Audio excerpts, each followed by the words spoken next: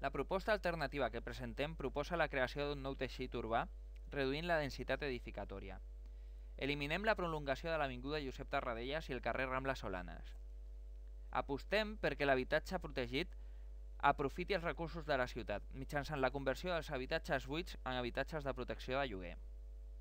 La reducció del preu de compra per compra en bloc i l'estalvi en despeses d'urbanització, projecte i execució que ja no són necessaris fan d'aquesta eina un recurs molt interessant.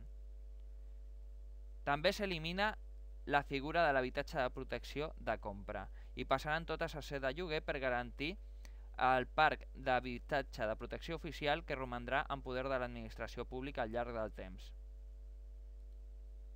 Tot i això, definim la possibilitat d'edificar de manera limitada, progressiva i condicionada a dos supòsits.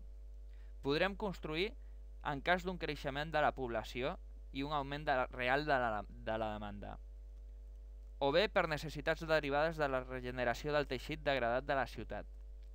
Tot i això, només es podrà construir sempre que no es pugui cobrir la necessitat d'habitatge amb les eines anteriors. La construcció serà l'últim recurs. Compactem la tipologia edificatòria formant torres per alliberar espai verd. Compensem l'impacte ambiental substituint l'arquitectura per vegetotectura.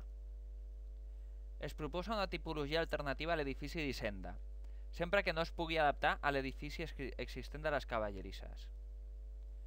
Plantegem la conservació de la riera i la creació de camins peatonals de terra compactada al seu voltant i el del canal de la Infanta.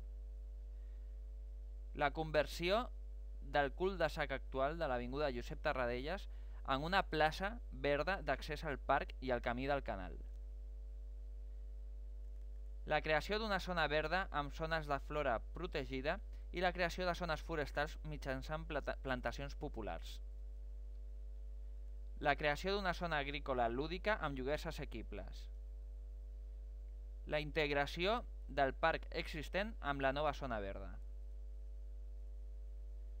Recuperació tant del pont com del canal de la Infanta, que serviran com a elements de servei per la zona agrícola lúdica.